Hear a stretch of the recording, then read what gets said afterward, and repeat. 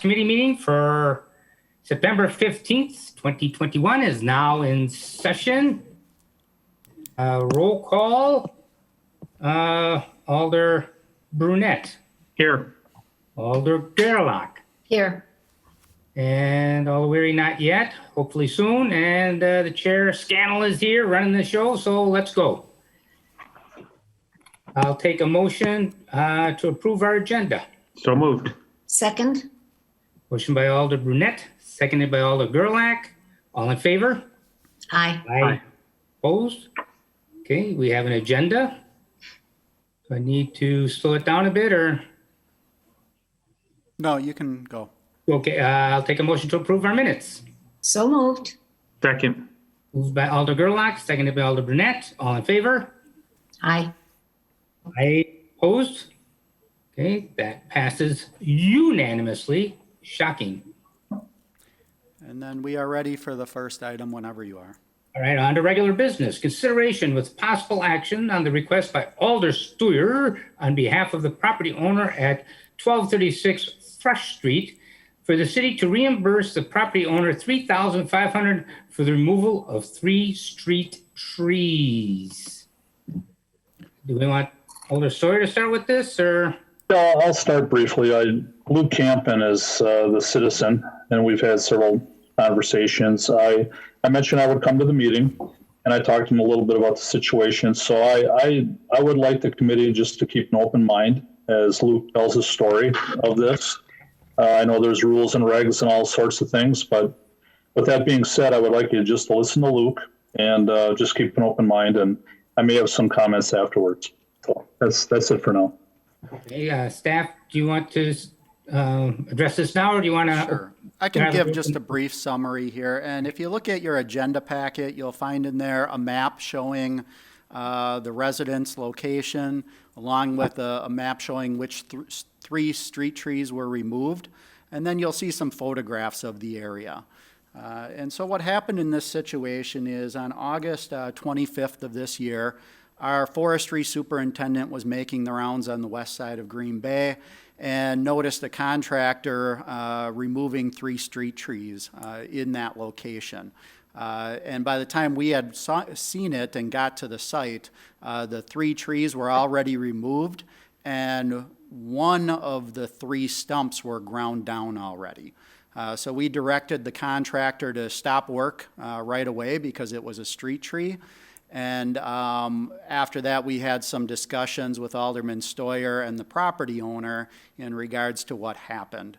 And I'll let him add to this, the property owner, if you're willing to open the floor to him.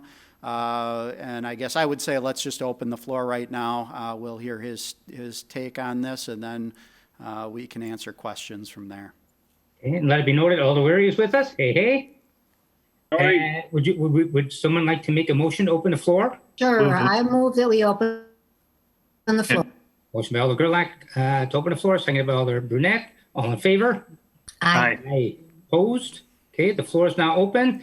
Please state your name and address. Yep. Luke Campen, 1236 Thrush Street, Green Bay, 54303. Okay. Go ahead. All right. Thank you guys for taking the time to discuss this.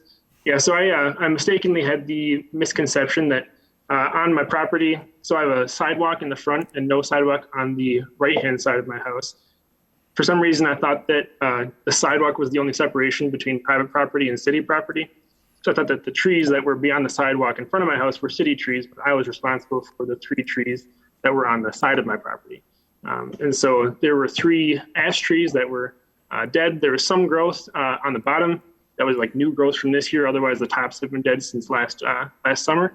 And so this year, with all the storms we've been having, there have been a lot of branches falling down. So I wanted to take the tree, a safety concern for people, cars, my property, whatever it was. And so I contacted the contractor to come and remove the trees. They never mentioned anything about it being city property. Obviously, that's my responsibility, and I accept that responsibility. So they removed the trees, and then, as you mentioned, the city stopped by and told them to stop. And so I still paid for the service that I'd requested. And so now I guess what I'm asking is just that the city would recognize that it was an honest mistake with good intentions, and it was work that needed to be done either way, and that you could, I guess, make me whole for the money that I paid. I understand that I would pay more than the city would with their salaries, but at least consider reimbursing for whatever wages you would pay your city employees to remove those trees. Thank you. Okay. Any questions for Mr. Campen? I'll take them to close the floor. So moved. Second. Motion by Alder Gerlach to close the floor, seconded by Alder Burnett. All in favor? Aye. Opposed? Okay, floor is now closed. Alder Story, you wanted to make some comments? Well, like I said, Mr. Campen has been very forthright. I don't think he's shirking the responsibility of what happened. I think it was an honest mistake. Granted, we have many ordinances, many rules and regulations. I don't even think we know every one of them. But, at first blush, you would think, okay, yes, those are city trees. There is no sidewalk there. They were dead trees. I'm not absolving Mr. Campen from that. They were dead trees. My take would be for really look at the intent of this. There was no harmful intent by Mr. Campen on this project. I know that there's always maybe some liability possibly or injury. You never know. I'm surprised the contractor didn't know that. That's kind of a shame, but it does fall back on the property owner. So I'm looking, he's spent $3,500 on this, and I realize I would like to know, when I'm done speaking, what it would cost for the city to have removed these 3 trees, what it would cost in wages and labor and benefits and all that kind of stuff. My take is I would ask the committee to look at this carefully and see if there's some way that we could reimburse Mr. Campen for a portion or all of it. I don't really have a number in mind. I would look for the recovery that the city normally would have paid out for this. So I'll let the committee talk about that, but I would like you to just keep an open mind on it and see what you can do. Thank you. Alder Gerlach? I do have an open mind on it. And I think it was indeed an unfortunate mistake, but I don't think we want to compound the mistake with another mistake. It was costly, and I'm sorry, but our forester did not deem those trees dead. I don't believe he had said they should be cut down. And it's very, very important that we do not give license to citizens to start making their own decisions about what trees should be cut down. I had a man send me an email just this morning. I shared it with Director Ditchite, who told me that all the trees on his street are dead and need to be cut down. And if we now pay for these trees to have been cut down, what signal do we send to that man? And imagine the $20,000 bill we're going to get next week after he has all his trees cut down. We have to hold the line. I'm sorry. It's an expensive mistake, but at least the trees are gone, which is what you wanted, or which is what Mr. Campen wanted. And I'm absolutely opposed to the city paying any money for this because of the way that it was done and the can of worms it would open for us for the future. I think it would be a terrible signal. I will not support this. Anybody else have something they care to add to this? I'd like Director to add Ditchite. just a few things, if you don't mind. All right, Director Ditchite and then Alder Weary. Okay, yeah, just a few clarifications. So I did touch bases with our city forester on the status of these trees, and just to make sure that they were in fact ash trees and if they were slated for removal. And I don't know if you had a chance to talk to the forester about this, Alder Gerlach, or not, but I talked to him today about it, and he said that yes, they were ash trees, yes, they were dead, and they were actually slated for removal as the next round of removals, and they probably would have been removed this winter, along with all of the other trees up and down that block. Now, that being said, we were not consulted by the property owner, as he mentioned. I do honestly believe him that this was a mistake and there was no intention to cut it down and bill the city for it, that this was an honest mistake.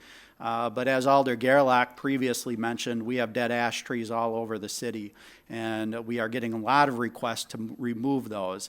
And I guess the one thing that I would just like to caution as you look to finding a resolution to this is, when these requests come in the future, are we going to have to decide whether or not these individuals do in fact know that they're street trees or not? And we might get a hefty bill if we start doing this on a regular basis because there are a lot of dead ash trees. So, like I said, I fully believe Mr. Campen that this was an honest mistake. I just want to caution the committee for what could be ahead if we set a precedence with this. Okay, thank you. Alder Weary? Thanks, Mr. Chairman. Director, you answered my questions about if they were dead and scheduled to be removed. So that in some effects, we should be thankful that they're down because, yeah, there are a lot of ash trees.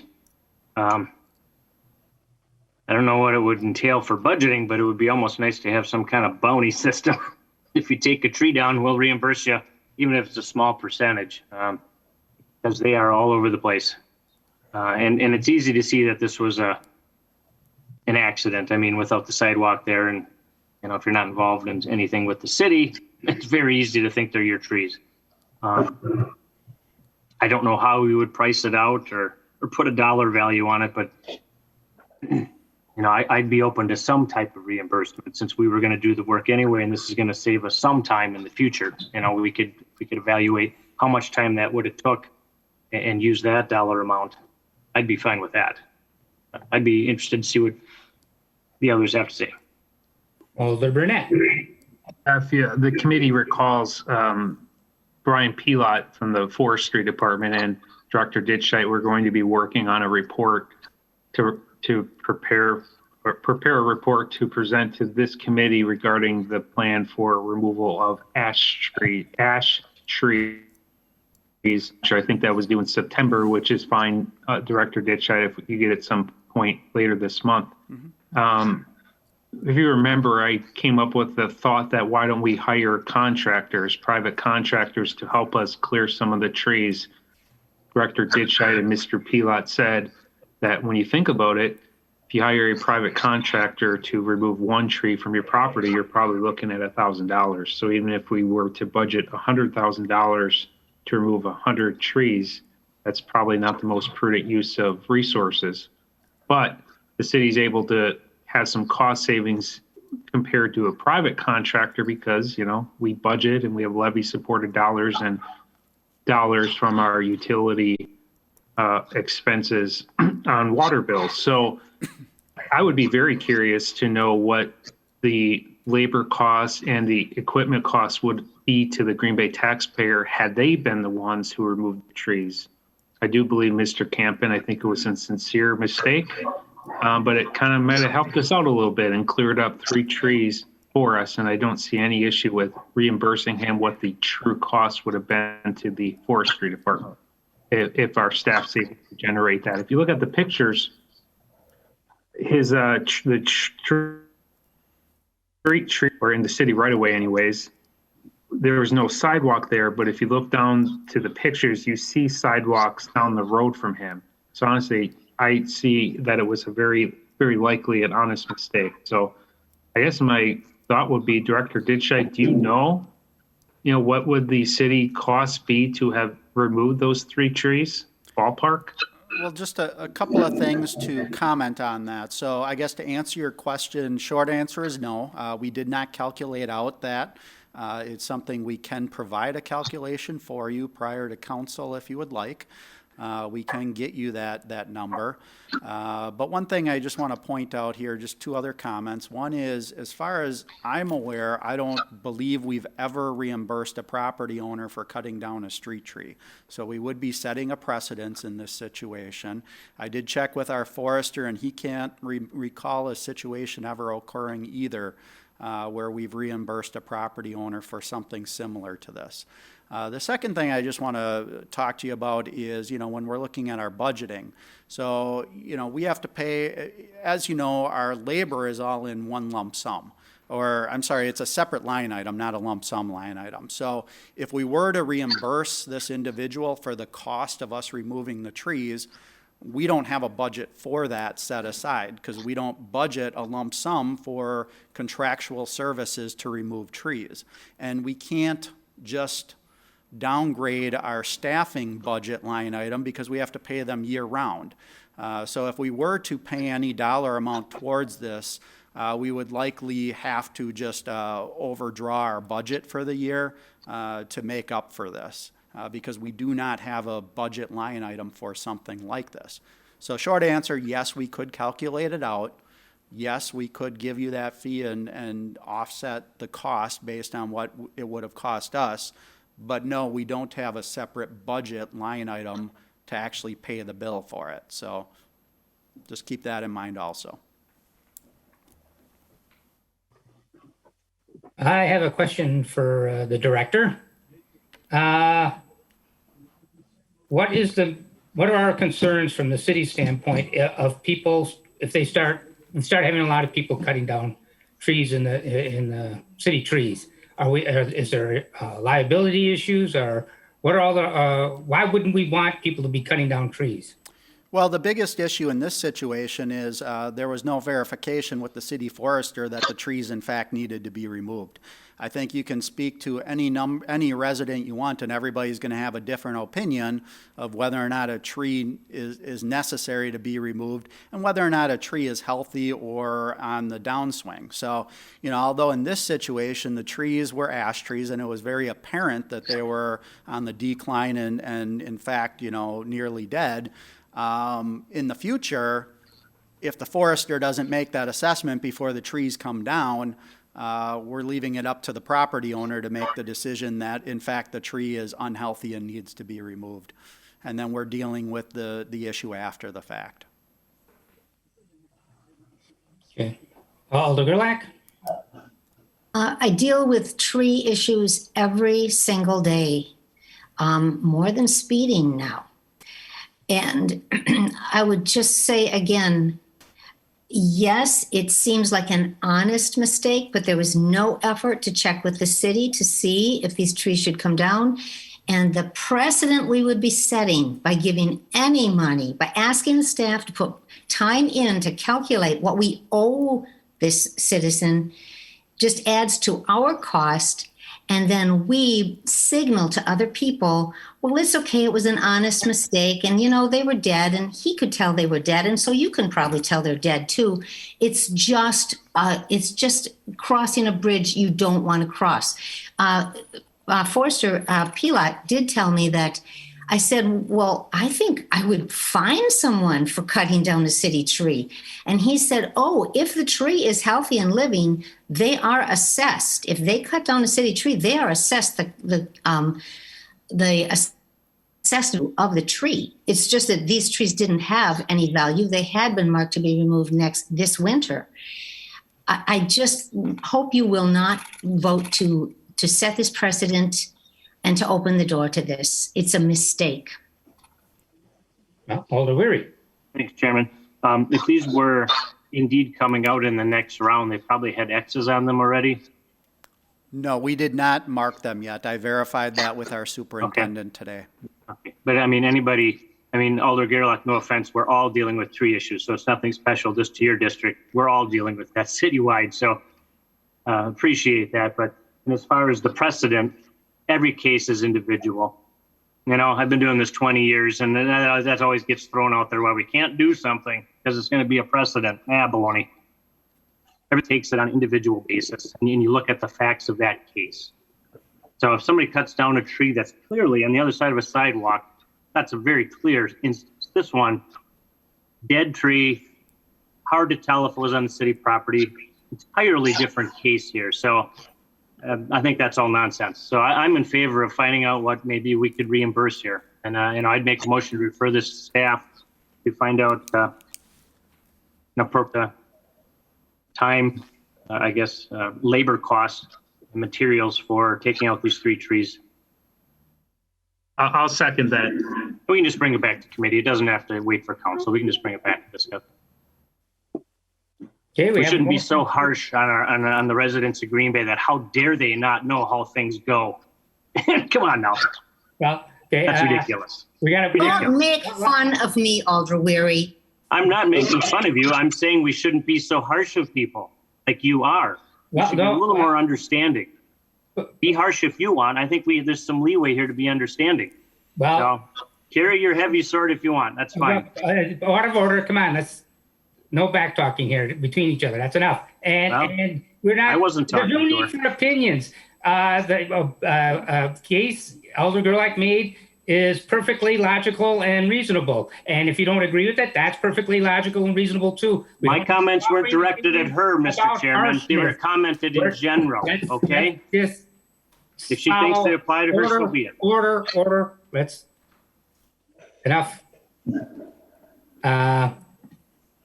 For myself, I feel sorry for him. I mean, I believe it was an honest mistake.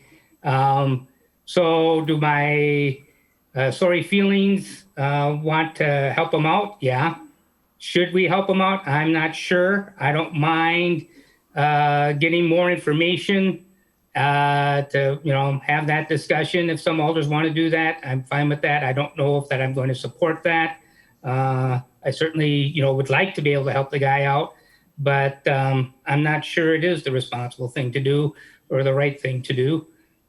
Mistakes happen, and sometimes you got to pay for them, and that's regrettable. Though certainly, we always try as a city, to be receptive to our constituents' needs and try to help people out as much as we can. So I'm fine with the referral to staff and getting more information and then having that discussion again. So we have motion to refer back to staff and a second by Alder Weary, seconded by Alder Burnett. Is there any further discussion? All right, all in favor? Aye. Opposed? No. Okay, that passes 3-1 with Alder Gerlach in the negative. Okay, it'll just take a moment That's fine. before we're ready. And I should be able to have that information ready for the next Parks Committee. And just so that you're aware too, we should have the report for the Emerald Ash Borer summary for the next Parks Committee also, which will be the end of September. Yeah, that's fine. Right on schedule as usual. I appreciate that. Yep, I've already reviewed the draft. Alderman Weary made the motion and Alderman Burnett seconded it. We're having an issue with Civic Clerk on our end, so Yeah, it'll just well, take a moment. I Fine. apologize. No, it's technology. It's our world now. We got to be nice to it.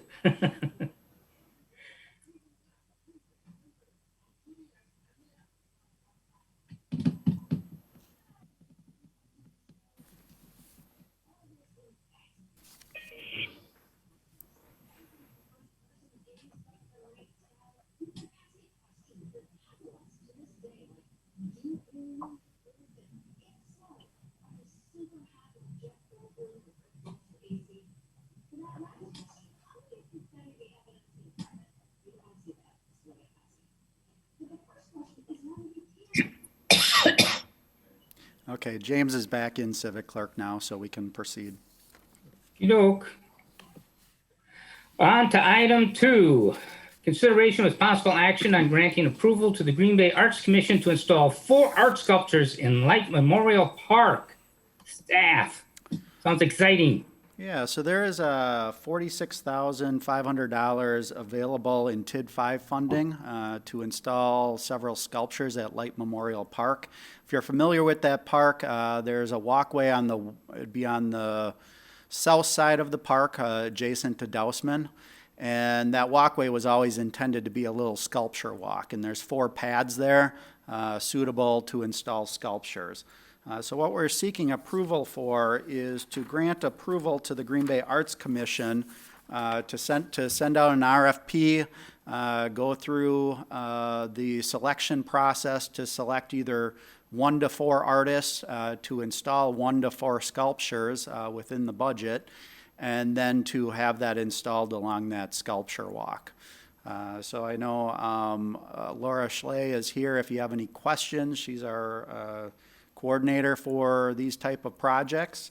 Otherwise, I'd be happy to answer any questions that you may have. Alder Weary. Thank you, Mr. Chairman. Director, what is the expected cost for the project? I didn't see a report in there. Yep. Sorry if I missed it. But I didn't Yes, see the it. expected cost there, the budget for it is $46,500. Of that, let's see, give me just a minute here. So 5,000 of that would be for footing construction. 40,000 would be for sculpture creation. And then the artists would each then get $500 in addition to the 40,000. So that's how the RFP is being set up, and that money will be divvied up. So 5,000 for footings, and the rest of it would go towards the sculptural pieces and the installation costs associated with that. Appreciate it. And then what is the location at Lake? Is it the grassy area, or is it? No, there's a walkway in between, or just on the edge of the grass in between the, so you have Dousman, and then you have a planted bed that follows the road, and then there's a walkway right at the base of that plant bed. There's 4 pads there which were designed in to be sculpture locations. So we're not sure at this point if we would install 1 sculpture or 4 sculptures. It just depends on the submittals that the artists make and which one is approved. But the budget wouldn't change. It'll just be the number of sculptures. And then last question for now is, you said the source was coming from which fund? TID 5? Now, is that part of the money that we've been setting aside, or is this just over and above, how we had changed it a couple years ago for development projects to put in a percentage? Is that from that? That's over and above, so it's additional money in the TID 5 that's available. All right, thanks. Yep. Alder Gerlach. And did you say that all of the $46,000 is available from that fund? Yes. Okay. So there'd be no cost Okay, to the thank- taxpayers. Okay. Alder Burnett. I apologize, Director Ditchett. I was momentarily distracted. Did you say there's any information in the packet? I didn't see anything in there. Was there an email or anything that we could reference? No, there is no information available in the packet because I didn't think that there was, I didn't think there was too many issues that we couldn't just talk about versus putting Right. together a proposal. So the budget is $46,500. We'd install 1 to 4 sculptures along the walkway to the south side of the park. So we basically are going to go over the proposed budget or the planned budget by about $12,000. Is that correct? No, the budget for the sculptural pieces is $46,500. So the Arts Commission would submit an RFP with that budget in mind, and then the artists would design proposals to fit within that budget. So we would not exceed that dollar amount in any situation. Okay, thank you. That explains it. Like I said, I was momentarily distracted by children playing nearby. So I apologize or for any fighting nearby. confusion. Is there anything, this might be a question for economic development perhaps, but is there any other things in that TID district that these funds would go for other than public art? We have flooding issues over there still. We have other infrastructure needs. Not that I don't believe in public art. I do, obviously, but just being very responsive to some of the things that have come up in that area that I don't want to be caught flat-footed wishing we would have put the money towards something else rather than public art. Yeah, and there is potential for other development. I know there are some things already in the works out there. So we are going to be doing some shoreline improvements along the dock wall at Light Park to accommodate the cruise ships if they ever arrive. So there's some infrastructure that needs to be done. So that's already in the works also. But what I would recommend is that, if you'd like to discuss that in more detail, maybe put in a communication to the Finance Committee, or better yet, just contact the Finance Director directly and review the TID and the available funding. Okay. All right. Thank you, Director. Sure. Alder Weary, then Alder Gerlach. Alder Gerlach can go first. This is my second time, unless. All right, Alder Gerlach. I just have another question. So I want to make sure if we approve this, we are asking this to go to the Public Arts Commission for the next step. Is that what is happening if we approve it? Yes, what we're doing is granting approval to the Arts Commission to hire artists and install sculptures at Lake Park. Okay, thank you. Go ahead, Alder Weary. Thanks. And Elder Scannell, you sit on that committee, right? The Public Not Arts? anymore. No? Alder Gerlach. Okay. I'm sorry? Alder Gerlach does now. Oh, okay. So that actually will come back around back to us again then. Do we get to see what the art is itself, or? If you'd like, we could. Usually that selection goes through the Public Arts Commission for the selection. If you would like to see it at Parks Committee, we can bring it back after the fact. I know we recently went through the same process with contracting out art murals for 10 shelters.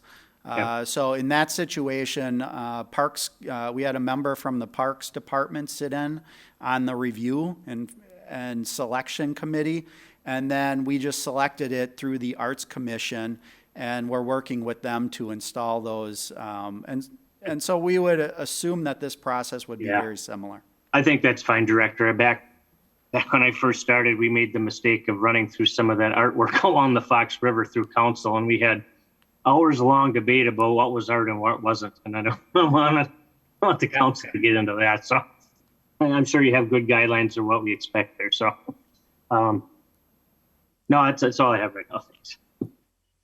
Anything you care to add, Laura?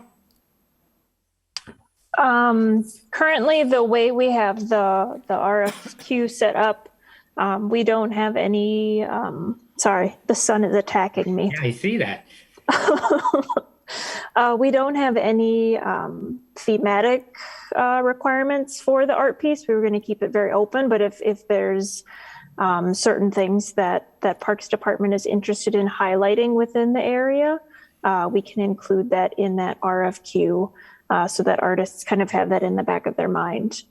They are going to be provided, at least the 3 finalists are going to be provided a overview of the site, descriptions of, they have a very brief idea of what the site is going to be used for currently as the RFP stands. But once those 3 finalists are selected, we would be providing them more information on what goes on at the site and could potentially add some more details then at that point. But if there's anything particularly of interest you guys want, like you really want fish sculptures or something. How about something inviting people from the boats in, something that, a sailor waving. Alder Burnett. Not enough Packer stuff in town. Perhaps you can go that route. Yeah.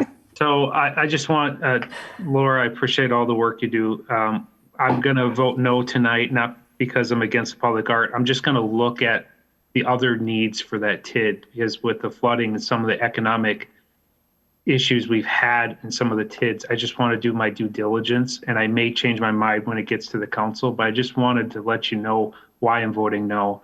I fully support the work you're doing. It's just knowing some of the things that we know with flooding and some infrastructure challenges we've had in that near downtown area. I want to make sure I contact city staff and kind of think about it a little more. That's all. Thank you. Absolutely. Yeah, thank you. If Director Dishai, the TID 5, that's north of Dousman, correct? Or is there? It's actually, it's a pretty long area, so it actually is both north and south of Dousman. Okay. All right. And then also continues partway across the river into a little bit of the downtown area also. So it does extend out to Broadway, And I don't have a map in front of me, but it's a fairly large area in the Broadway district and near downtown. Okay, all right. It's different than what I was thinking. So thank you. Yep, go ahead, Alderweary. Thanks. Yeah, and you know, I also, you know, this is what the intent was for this area. Obviously, I would have liked to have known, and I know it's a different department, but what's the fund balance in there? And we had set aside specifically, council did a couple of years ago, a fund just for art. And I really think that should be coming from there. Because in this area, if you recall, we did set aside an area to be a designated kind of historical Fort Howard area that the money is going to be needed for also. And there's an idea maybe for artists is, you know, this was a very historical area in Fort Howard, which isn't here anymore, of course, and for the native population before that. So likewise, at least right now, I'm going to vote no as well until I can see that maybe the fund balance and, you know, other projects, structural needs that we might have before we look into this is more of something we want, but we don't really necessarily need unless it's coming from that designated fund. Thanks. Okay, well, I believe we used big money before for things, so I'm good with this. I'm going to support it. I understand where the others are concerned, but I think I'm not as worried. I think we've got enough funds, and we are working on flood issues and so on. I think someone would be hollering if we were dipping into, you know. So anyway, any further discussion? Okay, then was there a motion made? I don't think so. I move to approve this. And I'll second it. And it looks like it'll fail because it'll be 2-2, I bet. But all in favor, aye? Aye. And opposed? No. No. No, so that's a 2-2 tie, so it fails for now. Perhaps we can pull this at come council, guys, and I would think we'd have enough information by then. I would hope, yeah. Yep. So we'll see what happens Tuesday. Okay. Thank you. Thanks, Laura.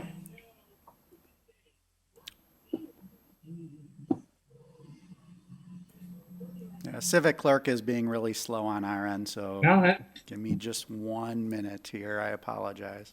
I think we should start doing karaoke. Alder Sawyer? Yeah. Dan, you don't need me for anything else, correct? Oh, no, you're, yep. No. Thank you very much. Karaoke. Unless All you right. wanna do a Also, song. I'd karaoke. Thanks, but no thanks. What do you suggest? What song? Inagata de Vida. I was a freshman in high school when that came out. That was something else. Yeah. Did you know what the real title was? Is it still recording things? Yeah. Do you know what the real title of that song was? It was supposed to be In a Garden of Eden. Okay, I think I The knew guy that. came in so wasted, he couldn't get it out right, and they just went with it. In a See, Garden now- of Eden, In a see, now- Garden of Vida. Randy, no offense, but I never know if you're telling us a joke or the truth. That's truth. Okay. We are ready on our end. Okey doke. Item number 3, consideration with possible action on request by Alder Weary to review drainage concerns in the baseball fields at Colburn Park. Alder Weary, you want to start with this, or staff, or? I'll defer to the director Sure. to start. Yeah. Yeah, so I'll give you just a brief summary. So if you recall, through our bond request over several years, we requested funding to redevelop the Ballfield area at Colburn Park. So if you look at the agenda packet, you'll see in there a conceptual plan that shows the new Ballfield alignment. And then it also, I submitted a second sheet which shows the proposed grading plan.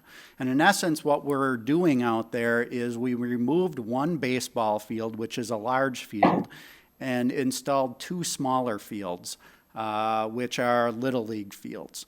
And the reason for doing this was to create a 4-field ball field complex for the Little League group. So it's a very active group, a lot of participants. We don't have another area on the west side of Green Bay with 4 fields right next to each other. So this is a tournament facility. It always was a tournament facility because the Little League played on the baseball field anyway during a tournament, but it really didn't function properly for them. So that was approved through several years of bond requests, and construction recently started. So we began construction on August 6th.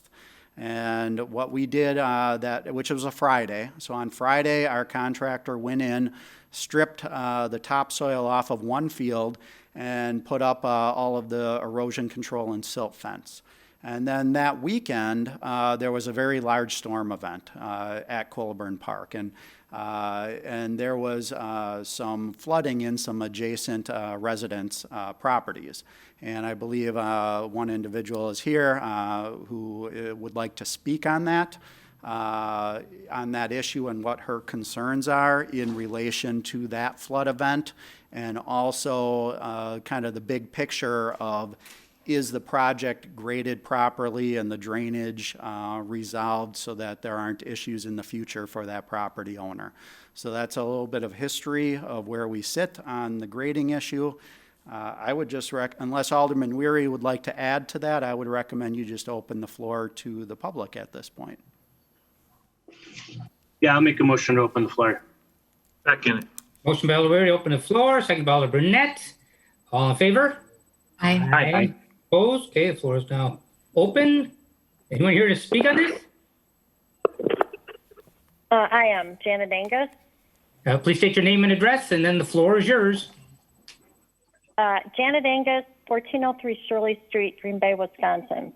Okay. And you heard the whole Fine. conversation. You know what item we're on and what we're speaking of specifically? Yep, you're on item Okay. number 3. Yep. Review Okay. drainage concerns in Ballfield of Colburn Park. Yep. Super. The First of floor is all, yours. I would like to thank you all for allowing me to speak tonight regarding the City of Green Bay project.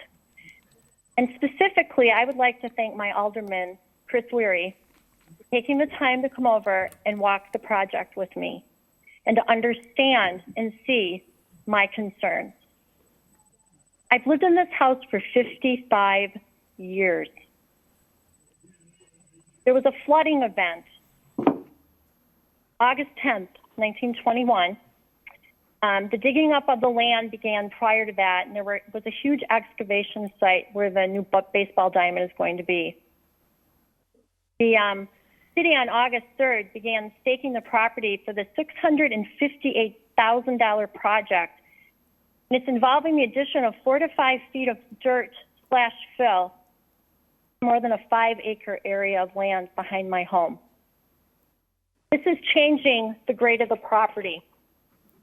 This land, in my opinion, is now higher than my property, and my home was built in 1965. On Tuesday, August 10th, there was a massive amount of flooding. Over an acre of my property was covered in brown floodwater. There were streams of water approximately 10 to 16 inches deep, flowing down my sidewalks, the waterfall over my curb, going into the storm sewer on the street. There were rapids on my sidewalk. I have photos of all this. There's rapids down the south end of my property. There's a waterfall over the silt fence located in the park. The water drains down my sidewalk on Locust Street, goes down the sidewalk, and it misses the storm sewer that's been constructed parking lot that's currently there. And also in the area, there's a storm sewer in the back area. The water totally misses those because it goes down my sidewalk. Water goes downhill. It's not graded properly. You know, I had reviewed this and asked that it be fixed prior to this project starting. I think it was back in August of 2020, but I was never notified by the city of this project occurring, of the plan prior to August of 2020. I was never notified that they were going to start work on this. And I think as an adjacent landowner, I deserve the courtesy, especially when I own a large amount of land abutting up against the park. I should have been notified, and I should have been able to look at the plans to give the history of the property. I mean, I have lived here for 55 years. And I remember when we built our home, my dad and my mom built this home. It's my childhood home. There were no baseball diamonds. Baseball diamond directly behind my house didn't exist. When that was put in, it was put in higher. And then when the baseball diamond behind 817, 819 South Locust Street was put in, that was put in higher, resulting in massive amounts of flooding, resulting in a berm that the city built to protect my property, and so that the water would flow appropriately, so that the floodwaters would not damage the property that we owned. In 55 years, I've never experienced the water flowage that existed on Tuesday, August 10th. On August 11th, there were more rains, so I have additional photos in daylight, if you'd like to see those, of what I'm talking about. So I have photos to document all of these concerns. On August 12th, I did meet in the parking lot behind the house, in the park, with Corey Mim, Matt from the Department of Public Works, and engineer Emma Brown. Discuss the flooding issues. In that meeting, it was stated that there was a stormwater management plan that was done by a consultant. I was not provided with those documents. Finally, on 8/16/21, an updated 8/13/21 stormwater water management plan. There were a lot of changes on that plan in red. So they were added. The stormwater consultant plan that I was advised about at a meeting on August 12th, when I talked to Robert E. Lee and Associates, they said there was no stormwater plan. I verified this. There was no stormwater plan done on the north side of the project, of the park. It was only done for the south side where the parking lot is. There's going to be 2 parking lots with a pond in between for water drainage. There has been nothing done on the north side of the park. But it did add 4 to 5 feet of height where the baseball diamonds are. So on the 13th, a storm tile plan was added. The stormwater plan,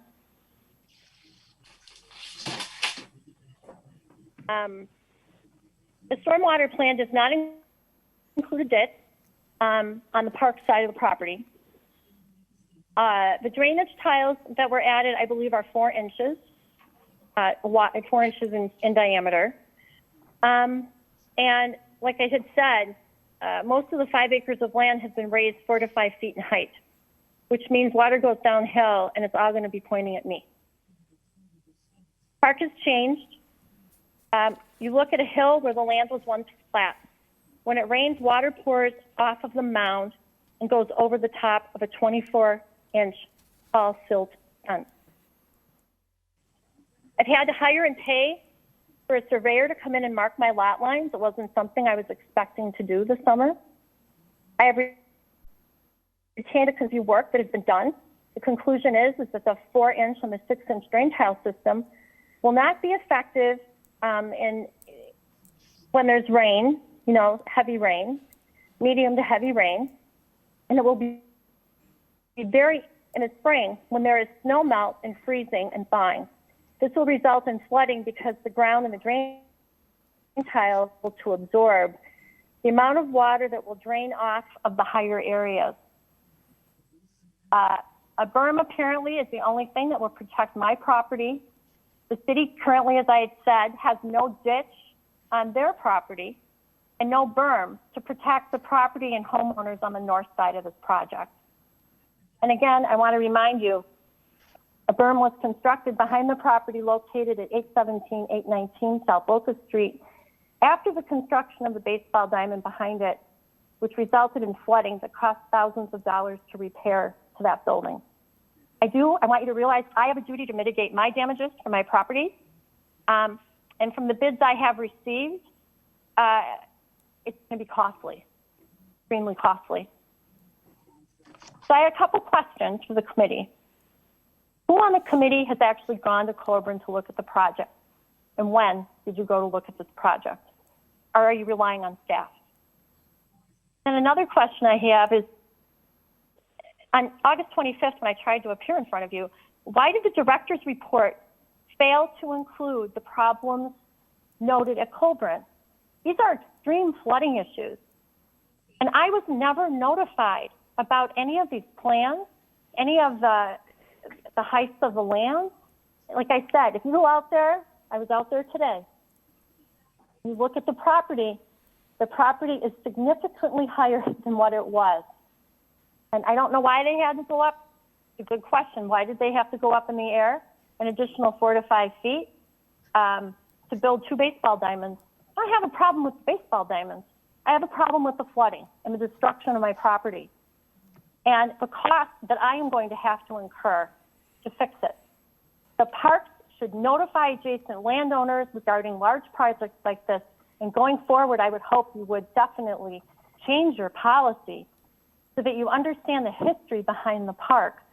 Like I said, there are no drain tiles back there. There were no drain tiles back there. There were 3 park department people that showed up looking for drain tiles.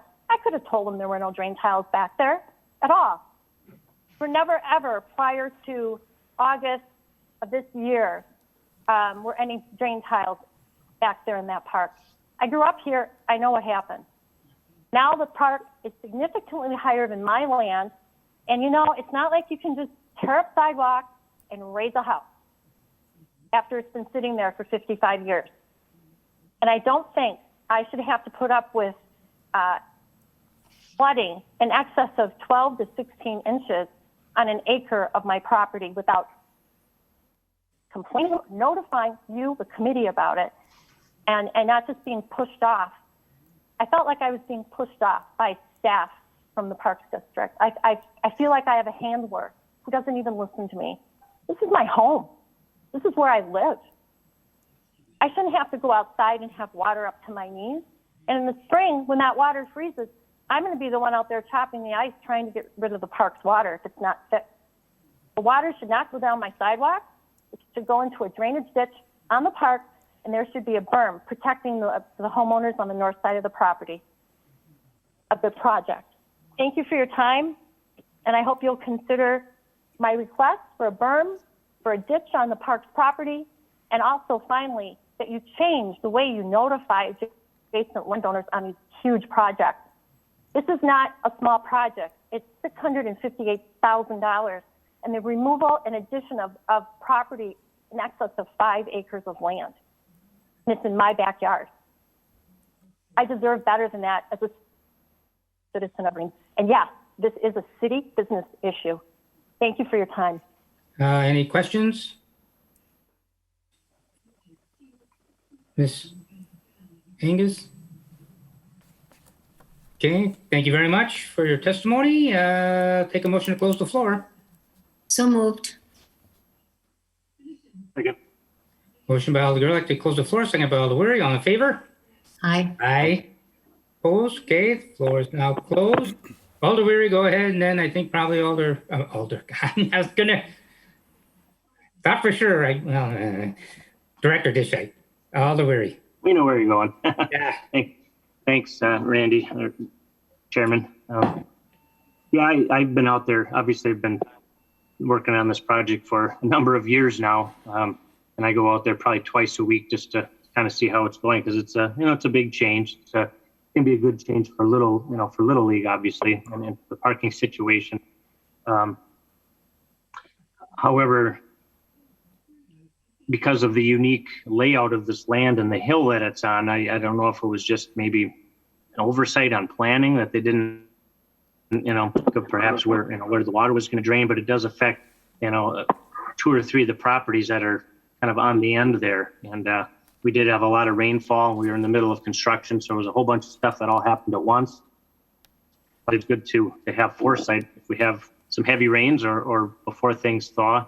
So, I apologize to Janet. I'm glad you met me out there with a couple of the other neighbors, that you had to experience this. But because of your pushing, it did help now get those drain tiles installed. So that, it's a credit to you for pushing that. My question would be, will those be enough, Director, that size of drain tile? I know it's all installed, but bigger ones, then you'd have to rip the whole thing out, and that would be a huge project. But in addition to that, I know on Upper Colburn, when there were some water issues, we did put it in a berm for some of those homeowners wouldn't have their backyard flooded out. You know, couldn't we do for the property owners who experienced that downhill flooding? Yeah, just a couple of responses to your question. So in order to install a berm, what would need to be done is to relocate the drain tile that was just installed. We paid, I believe, $40,000 to $50,000 to have that drain tile installed initially. So there would be not only the cost to reinstall it in a different location, but then an additional cost to install a berm. Because if you look at the site map that I provided, you'll see on there where the drain tile is installed. And it's currently in place per the contract for the construction of the ball field. So if you see there, you'll see the 2 existing Little League fields.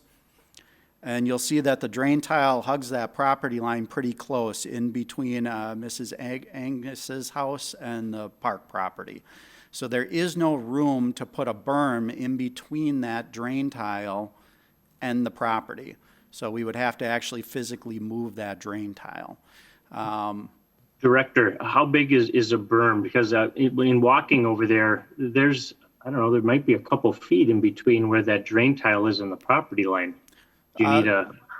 Yeah, and it's, I mean, you're looking at the fence. The fence is not on the city property. It's actually a couple of feet over, I believe, from what I've been told. I don't know the exact dimension, but our plan is to raise it as much as we can, and we will be able to raise it a few inches and still maintain and mow it, but it won't be a 2 or 3 foot tall berm. It'll be a few inches tall. That will help keep the water that gets past that drain tile and hold it for a little while. I will also say that the drain tile, if you look at the original bid plans, we always had drain tile in the plans in between the ball fields. And they were supposed to be connected to the drain tile that follows the property line to the north. If you look at the construction plans, it says on those plans existing drain tile. So we had some historic records on our end that indicated there was a drain tile there. But all of our plans for draining that area hinged on us tying into that drain tile. As we found out when construction started, there was no drain tile along that property line. We were not able to find it. So that's what the $40,000 to $50,000 change order was to add that drain tile along the property line. So I guess, you know, your question as far as whether or not what was installed is adequate, I would probably safely say that no, it's not designed to a 100-year storm or preventing all water from exiting off the property. It wasn't designed to that capacity, nor do we design that in any other situation in our park system at all. But will it handle the drainage much, much better than it did in the past? Yes, it will. Because the drain tile, how it was installed is it's not only a drain tile around the entire perimeter of both fields, plus behind the one field that's existing behind Mrs. Agnes's house. We also installed drains into that drain tile so that it can quickly get to the drain tile. We have drains every 50 feet. So we don't have to wait for the water to actually infiltrate into the drain tile system. It'll actually probably hit the drain inlets first and then enter the drain tiles. So what we're doing here is much better than what was there before from a drainage standpoint. If you look at the existing grades, everything sheet drained towards her house with no drain tile anywhere in sight. So now we've installed 2 ball fields and we've created high points which now divert that drainage off to the sides of the ball fields instead of directly towards the houses, which then the drain tiles will then pick it up. So the other thing that I want to mention is previously the parking lot at least half of the original parking lot did not drain to the inlet in the parking lot. It actually drained onto the ball field and then towards the houses. And with this new parking lot configuration, the stormwater management plan that you see in this conceptual plan here will pick up all of the water off of that parking lot. So prior to us developing this, we would have gotten runoff off of that large parking lot, and now we're capturing it all. So I guess short answer, we're doing a much better job handling the water on site. But no, it is not designed to accommodate all water or all storm events that could possibly happen out there. That's all I have for right now. I'd be curious just to hear what the other committee members think on this. Any other thoughts? Well, Alderdorf? The only thing I would have to say about the flooding this year is that my district flooded incredibly this year. And there were some very, very unusual storms. We had waves in the streets. We had canoes going down one of the roads in the Red Smith area. It was a very unusual, and that may have had some influence on the flooding that occurred. So I just want to throw that out there after what Director Ditchite said, because it sounds like some steps have been taken to alleviate the flooding already. Thank you. I guess I do have a question, Mr. Chairman.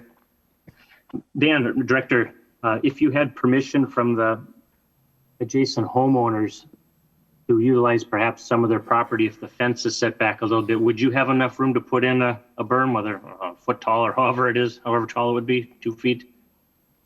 Yeah, I mean, if there is some sort of an easement that the property owners grant to the city, and the city council would like to build a berm and fund it on private property to prevent flooding that possibly could occur, I would be open to that. We don't have the funding currently in place for that, but we could look into that. I guess the property owners have not indicated that they would want to pursue that as an option. I was just spitballing it at the moment here. I don't know if even it's an option. Just in a second, Alderdorf. Ballpark figure for a ballpark. How much would a berm like that cost roughly? It would depend because it could vary considerably. There is fencing along that property line. So obviously the fence would have to be relocated. The question becomes, do we contract it out or do we have our park crews do the work? Our park crews likely built the berm that was referred to early in the meeting. We've done that in the past in other locations. So it's not very costly if the city were to build the berm, but you would have to contract out the reinstallation of the fencing. It would become pretty pricey if we had to relocate the drain tile as part of that. Yeah. Alderdorf. I'm pretty excited about this possible precedent because I have at least 3 areas in which I would need berms in District 1. So if we start setting a precedent of having berms, even if it's on private property, then just know that there's a lot of flooding that took place in this city this year. And my constituents probably will also want berms. Be careful about precedents. Thank you. Burnett and then Aldergerlach. Yeah, thank you. I'm familiar with this property. I'm familiar with the park. I lived within walking distance for well over a decade. So it's got flooding issues in the past. And anytime you move large amounts of dirt and dig and construct and engineer, there could be unintended consequences. And that may be what we're dealing with here. You know, we have someone who has lived in that neighborhood for many years, owned property there for many years, saying that things just don't seem right. And it is true that it may be a really bad flood season, and maybe that caused some of the issues, but maybe not. Maybe there's something deeper there. And I know that we are a public entity, and Colburn is a public park, which the city of Green Bay owns. But we still need to be mindful of other property owners along the park that we own. And it's a private property, and because of work that we constructed or created, we have affected property owners saying that there is concern for flooding. This has come up before, not necessarily in this area, but in other parts of my district. When we contract and we create engineering plans, whether in-house or through a third party, and once the shovels hit the dirt and dirt is relocated and pavement is installed, there are issues that come up. And in my history, the city, through whether in-house or by contractors, have gone out there and have rectified the situation. So just because engineering plans are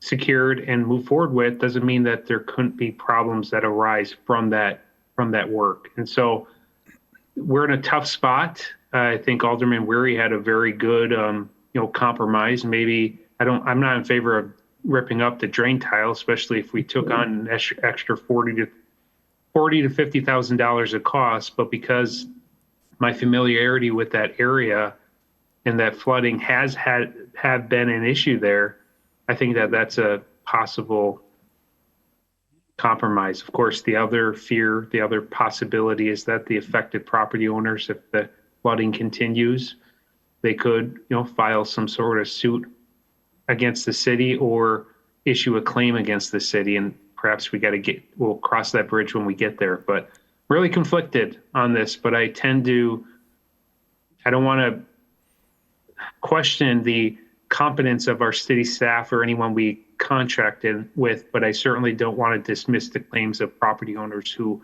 probably know that neighborhood much better than existing people within our staff and contractors. So that's all. It's tough. Alder Berlack. Question for Director Ditchite. I know this is probably a silly question. Maybe I should have picked up on it as I was listening, but who is the engineer or are the engineers who make the final assessment that this is of the integrity of this project?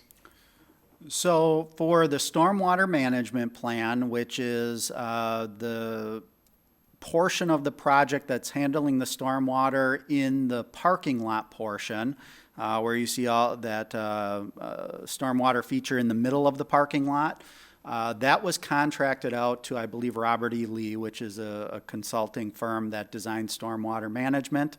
They did engineer that to city standards. We did receive a stormwater management permit from the city, which allows us to build that to city ordinances.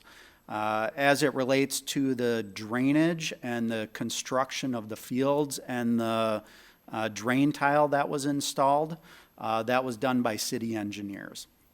One thing I do want to comment on also is, obviously I've been out to the site myself a number of times to look at these concerns, because we take this very seriously also. And I do want to mention that, the flooding event that happened before any drain tile was installed at all. As I mentioned before, that big event happened when all we did was strip topsoil. We didn't do any major grading beyond removing topsoil. And so the existing conditions dictated where that water was going to go in that particular event, storm event. Now, that being said, we have had a number of downfalls or rain events since the drain tile's been installed. And I have been out to the site myself shortly after the rainfalls. I live very close to this property. I went out literally when it was pouring out and watched where the rain was going. And I will tell you that the times I've been out there and when I've talked to our engineers, our city engineers, there has not been a drainage concern since the drain tile's been installed. So at least that I have witnessed. Now, if the homeowner has witnessed anything other than that, I would love to hear that. because then we can address those concerns. But I guess what I'm saying is before, I guess I'd like you to at least consider the fact that, this possibly was, in fact, engineered accordingly, and time will tell as we get more rain events whether or not the stormwater is being handled appropriately versus just assuming that it isn't. So I just wanted to mention that. For myself, I think it was the event of that time. I mean, as Ms. Angus reported, she's been living there a long time, and she hasn't seen anything like it until that event. So that kind of tells me that what we're doing has been helpful, productive, and appropriate engineering. Is just that, the extreme weather events, we're going to get screwed. We can't prepare for those, and we can't, So I would think that going forward, we could just kind of keep an eye on things and getting a lot more extreme events, and we may have to try to be a little creative and see what we can do to deal with those. I would be interested in looking into seeing what could be done about partnering with property owners to build a berm. Perhaps I would think of course, we need easements, and we need to figure out the costs. And I think perhaps the property owners might need to help pick up some of that cost. It shouldn't just all be on the city, perhaps. But that's a whole discussion that can happen when we decide to go forward with that. We can figure out that policy. For now, I'm fine with, I think we just kind of wait and see how things go. And hopefully we're not going to have any extreme weather for a while. And the drainage tiles work and everything is good. And if worst comes to worst, we can start figuring out how to handle it then. Alder Weary? Thank you, Mr. Chairman. Yeah, this one, obviously you don't know how the drain tiles are going to handle up till, everything's in place and we get a good rainfall and maybe in spring when there's ice still on the ground. If the committee doesn't mind indulging me, if we could hold this 2 weeks, I just wanted to flesh out maybe some of the berm ideas and costs and maybe talk to some of the homeowners to see if it's even an option. There's really no rush on this, so I really just wanted to fully vet it before we make a decision at committee. So I'd make a motion to hold this until our next meeting. Second. A motion by Alder Weary to hold, seconded by Alder Burnett. Any further discussion on that? I'm fine with holding it if you want to climb that hill. I just want to make sure we left no stone unturned. All in favor? Aye. Aye. Opposed? Okay, that passes unanimously. I believe Alderman Burnett seconded it, correct? Yes. Yes, okay.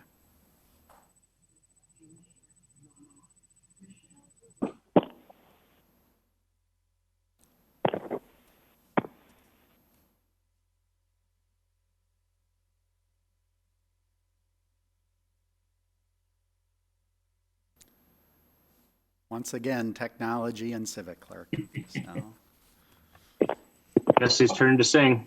Yeah, Alder Stoyer, we never heard you. Might as well be Jesse's girl. Well, that's Jesse's song. He's got to sing that. Yeah. Get your daughter in there. You can. That's my daughter. Oh, no. She'd sing. You can go on to the next item. All right. Item number 4. Was possible action on the request by Alder Weary to review the Park Department's public notification policy. Weary staff, what do you want? You want to start, Alder Weary? Sure. I think Director Ditchake can kick it off. Staff? Yeah, so I've included a copy of our current policy in the agenda packet for your reference. That policy was discussed and approved at the Parks Committee on 7/10 of 19, and the council approved it the following week on 7/16 of 19. This was the first time that we had a written policy in place. Prior to that, it was just general practice to the discretion of the Parks Director. So at this Parks Committee meeting, we drafted this formal policy. And it says three different things that we would do to notify the public whenever there's a project being done at the Parks Department. So first is the City Council, all City Council approved park capital improvement projects will be listed on the website. And then there's information on that website specific to those projects, just to give the public a little bit more detail about it versus just a list of the project. We have a brief description. Second one is per the discretion of the Parks Director, neighborhood input meetings would occur for projects on a case-by-case basis.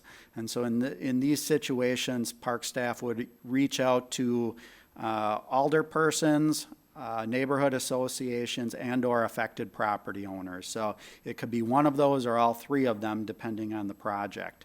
And then finally, for all construction projects that are publicly bid out, 72 hours prior to the start of construction, the contractor would notify adjacent neighbors to this, in regards to the start of construction.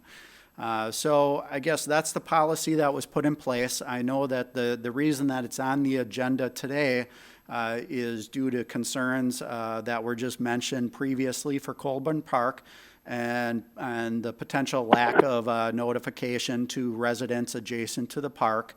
And we should, and the request to review the policy due to that issue. So that's why it's on the agenda. I'd be happy to answer any questions anyone has. I will tell you that as it relates to Colburn Park and this one particular project, yes, the first bullet point, the project is listed on the website along with all of our other capital improvement projects.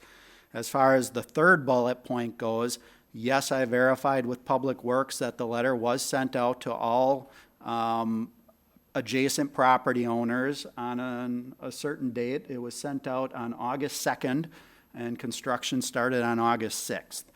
So that one was also met.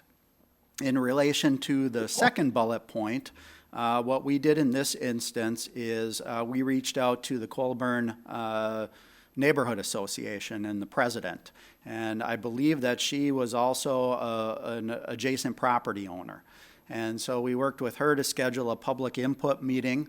How the public was notified in this situation is the neighborhood association. What we were told by them is that they knocked on doors, they sent some emails, and anybody who answered the door and they spoke to, they shared the concept with and talked about the project.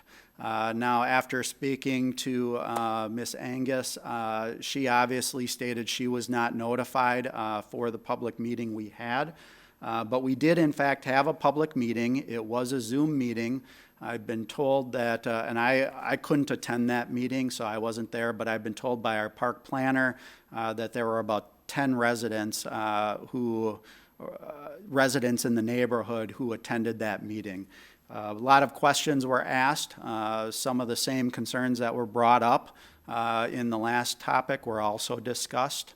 And at that neighborhood meeting, so there were concerns about drainage. There were concerns about how additional people in the park would affect their properties, along with several other concerns that came up. And so we addressed those concerns at that public meeting. So in this situation, we did meet all three of those bullet points. The question becomes, should we have sent letters to adjacent property owners in advance? That could be up for some discussion here.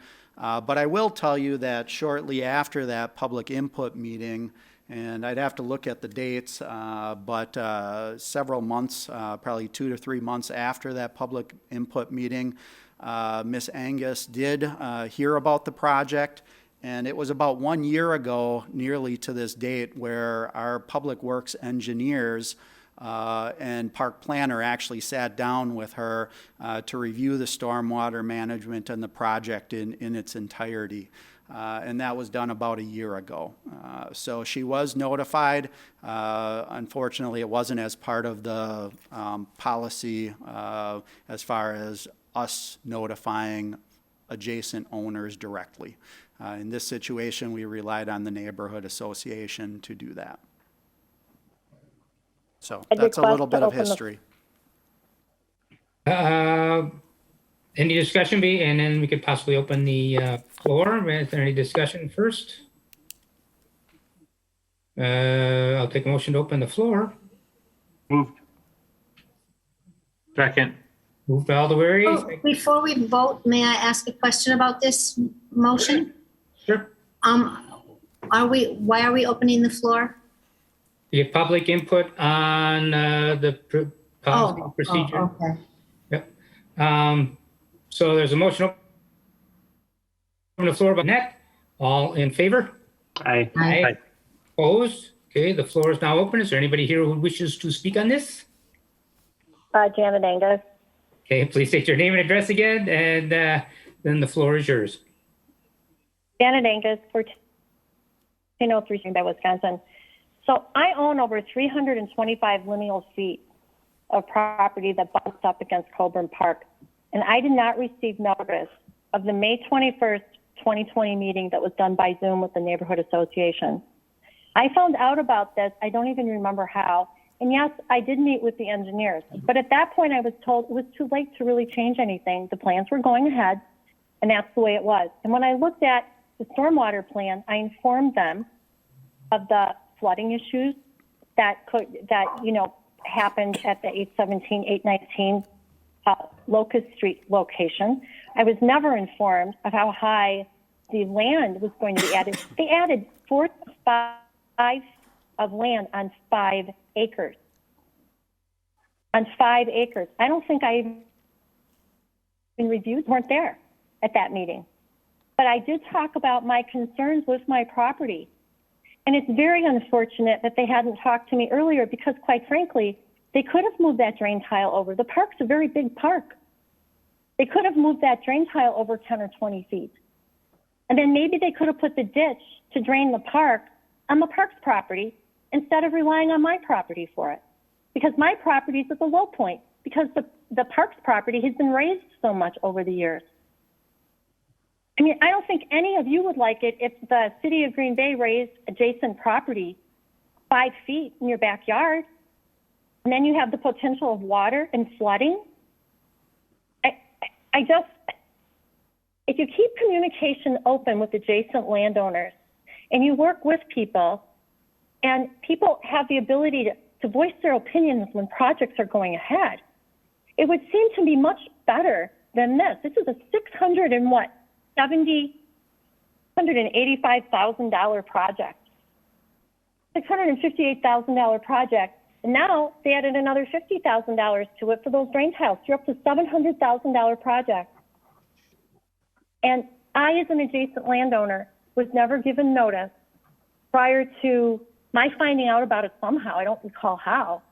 I know I was pretty upset because I hadn't been notified of it. And we could avoid this. And I think the city should be more open. You should notify adjacent landowners. What does the city have to lose by notifying people and saying, you know what, you're going to have a fence in your backyard now, or the land's going to be 5 feet taller than what you have right here. And and then the storm event. I've lived here for 55 years. Trust me, there have been storms, and there's been ice melt and snow melt. We used to get, 10 feet of snow? I've lived through that in this property. And you know what? You're making me feel like I'm a liar. You're making this sound like it was one storm event on August 10th, and that is incorrect. I had a real mess. I was out there at 10:30 at night with pumps so that one of my buildings, because my building was going to be drenched, the foundation was full of water. And at 10:30 at night, I was out there saving my building. And this all could have been avoided. And I will do something about it. I will. Because I should have been. If you claimed your 97. Thank you for your time. What was that? I don't know. That was an accident on my part. That was me. I take fault. There was a voice from above. Crazy. I was looking up something on my phone. I apologize. Motion to close the floor. You could mute yourself over there. Before we close the floor, let's make sure that Miss Angus doesn't think that that was somebody telling her to be quiet. Yeah, no. I'm serious. She stopped talking right after that. Oh, I think I've made my point. okay. I think that you should actually treat citizens better when they come to you. I came to you 2 weeks ago and you wouldn't let me talk. May That I- it's not may a I- democracy, Yeah, but a but- steady business. And I think, honestly, I really have to have my say because this is affecting me terribly. This is affecting me terribly. It's costing me a lot of money. I had to do a survey to find out where my lot line was. It wasn't in my plan for this summer. Why didn't the city survey the property and figure out where the lot line was? And why didn't they put the drain tile over further? I met with them on the 13th of August.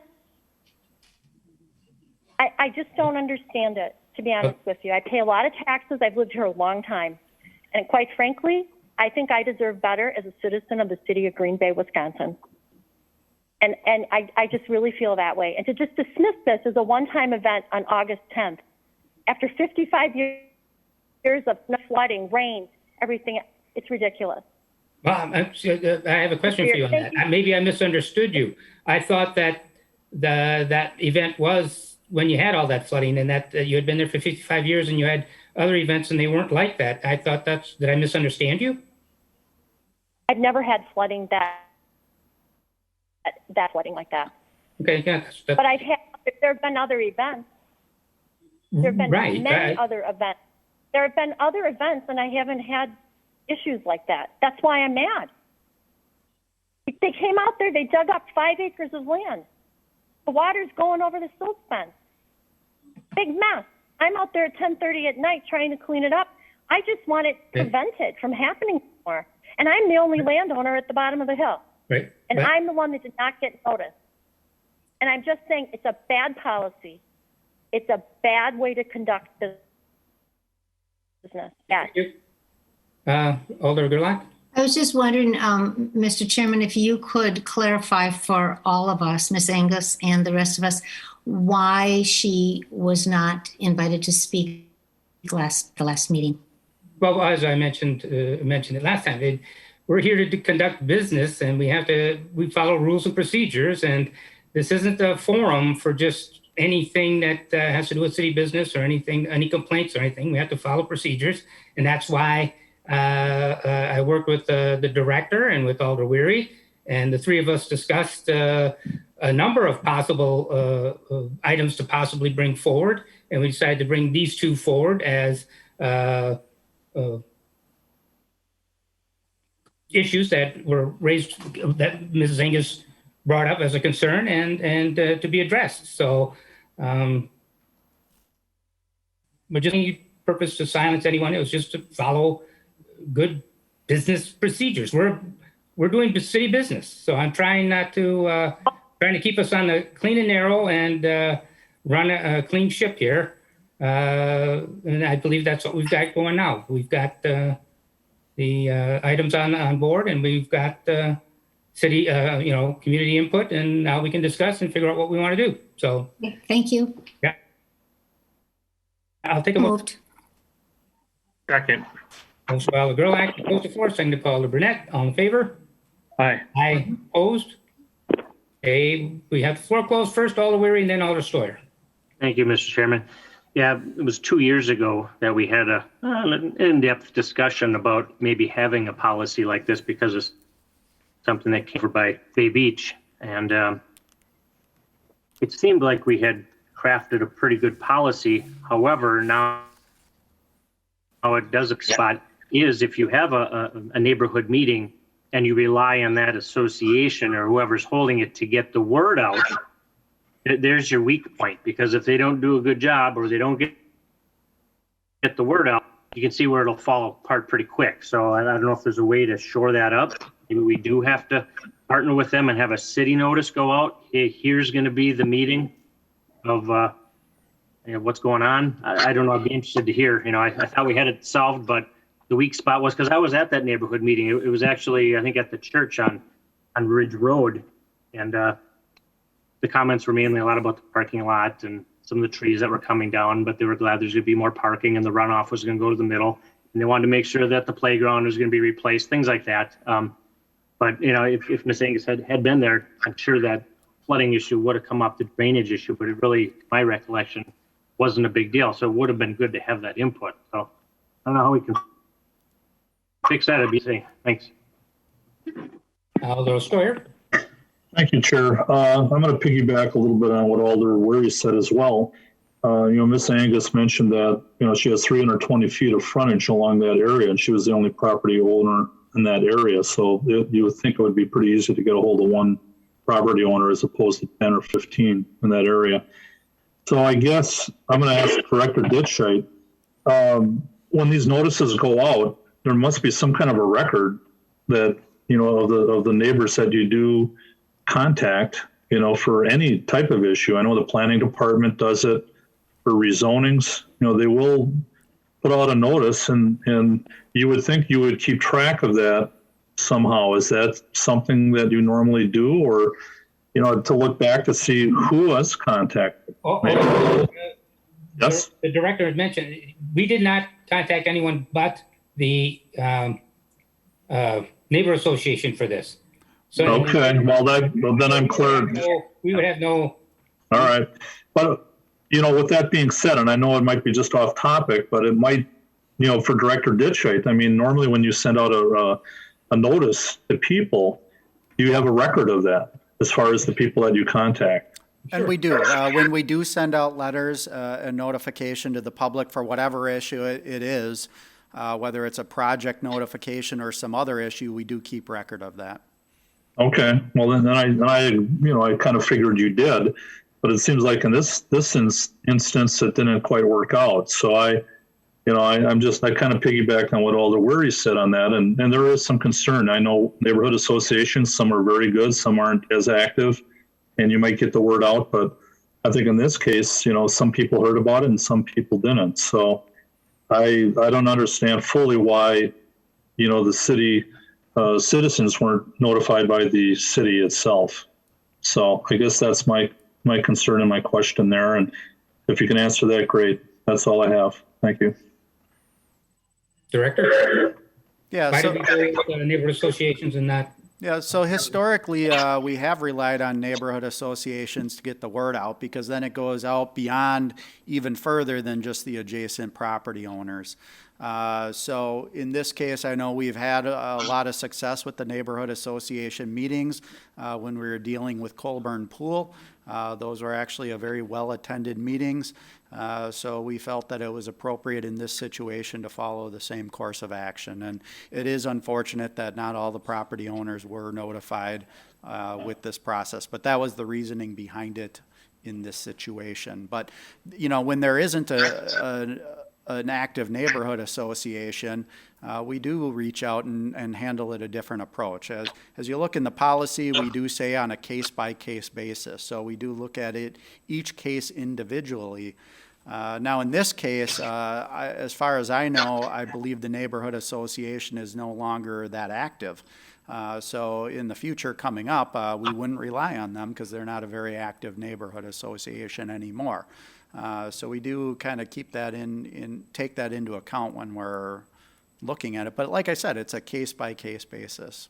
It's how we've always done it. And I know things have changed. Even, like years ago, we had a rezoning issue up on Bellevue Street and East Mason. And the issue was that not enough people knew about the rezoning. It was too close. So, I think the plan department changed their policy to make sure that it went out further because there were so many properties that were involved in that area. So, things can change. I think we need to really keep an open mind to this. I don't have a property, I don't have a neighborhood association in my area. Maybe that's my fault. But you know what I mean? Some are active, some aren't.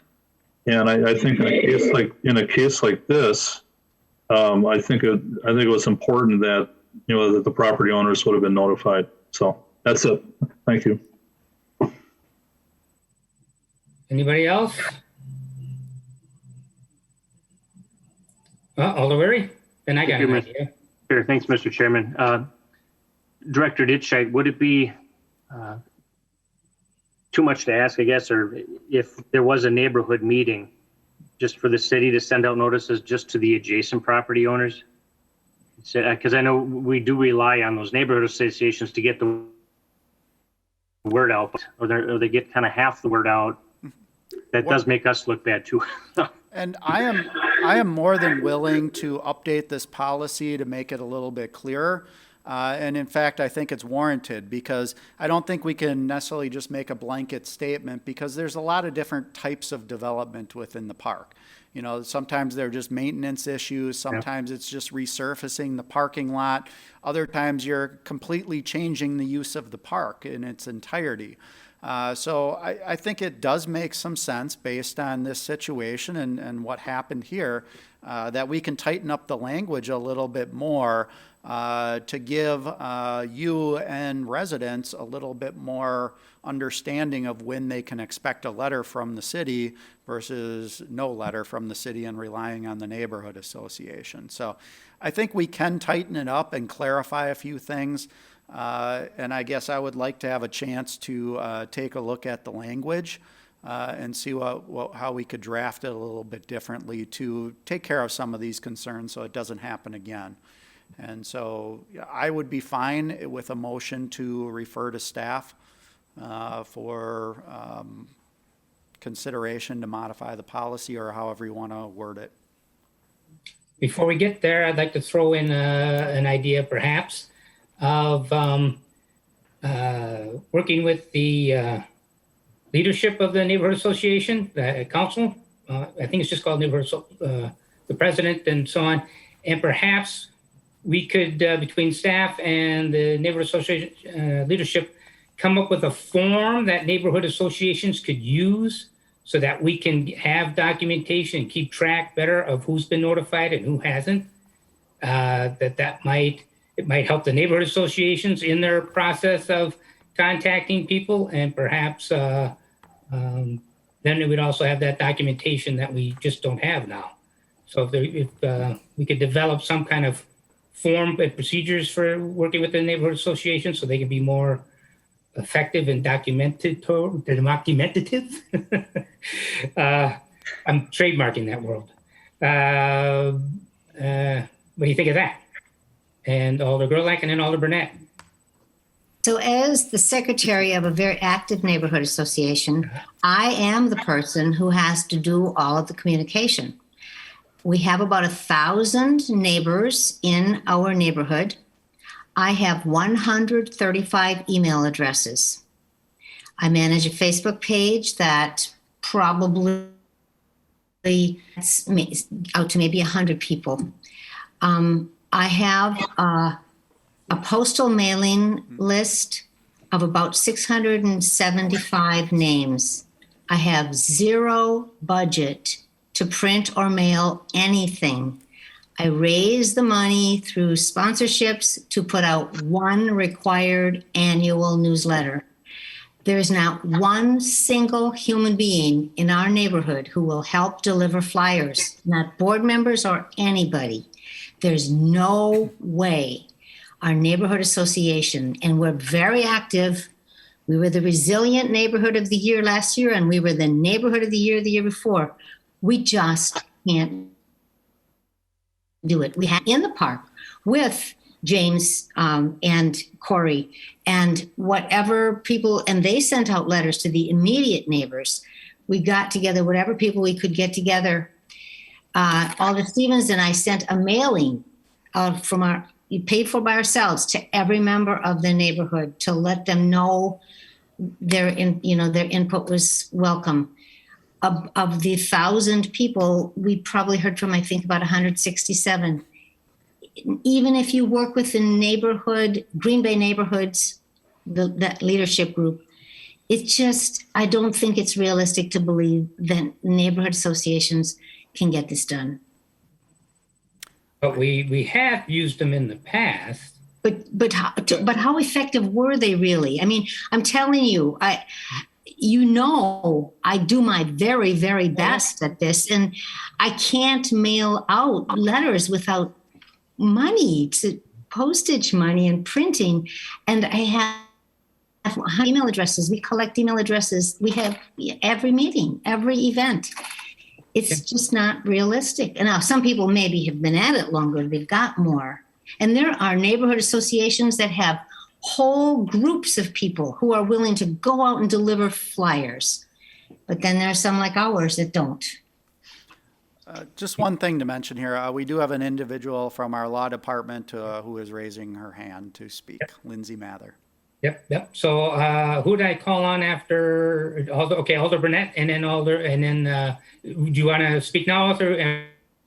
Good, because it goes off of what Alder Gerlach said. I agree. I agree with your intent of your add-on to the motion, Alder Scannell. My concern with neighborhood associations is, by the way, it's Green Bay Neighborhoods was the organization you were kind of grasping to identify. But I like the idea of having neighborhood associations be our partners and to disseminate information, but to put too much expectation on them, even on something like this, it's a heavy burden for them.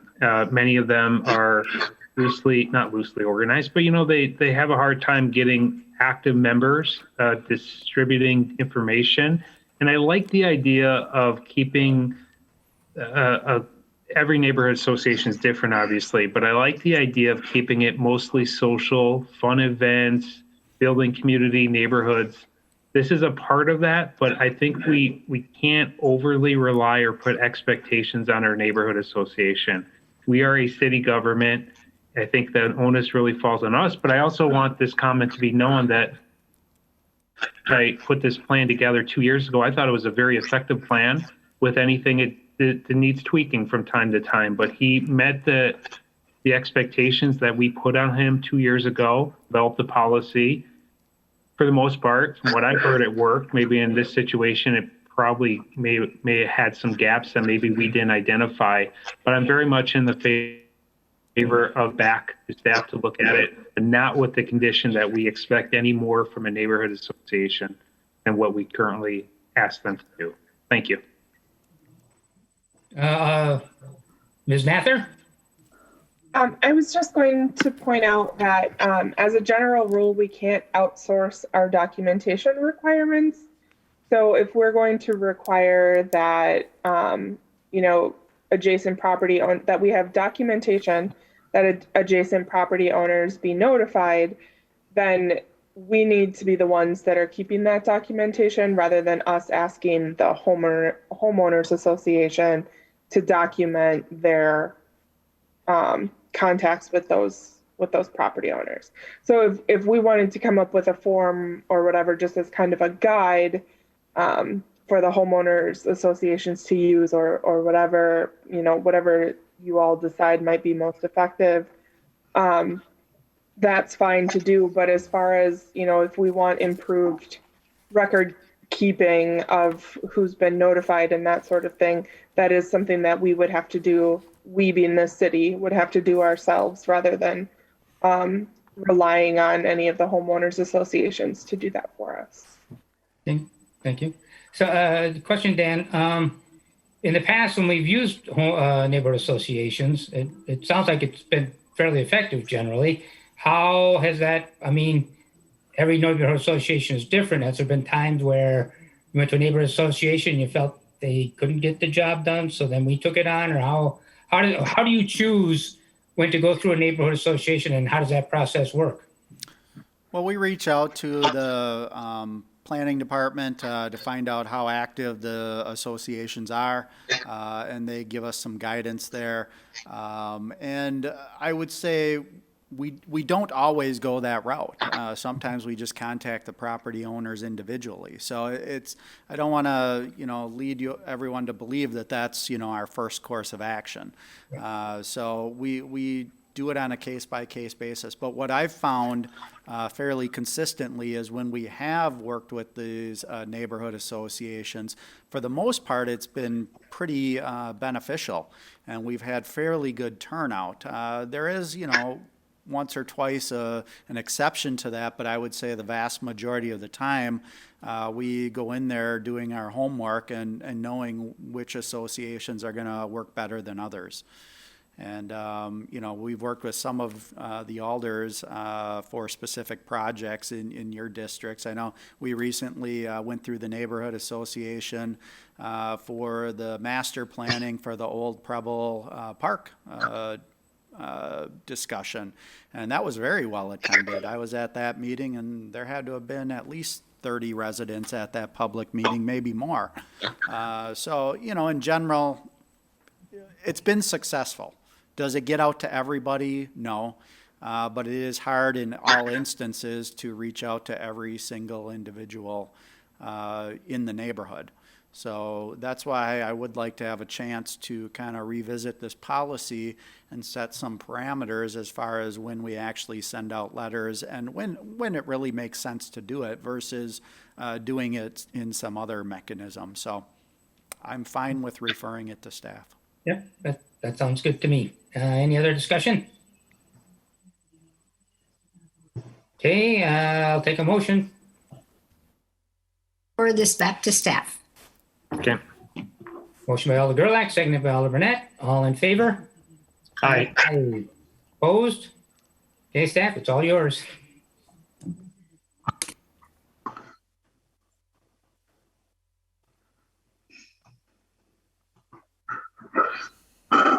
We ready for the director's reports? Yes, you can go on. I believe that's it next, right? Yes. Yep, director's report.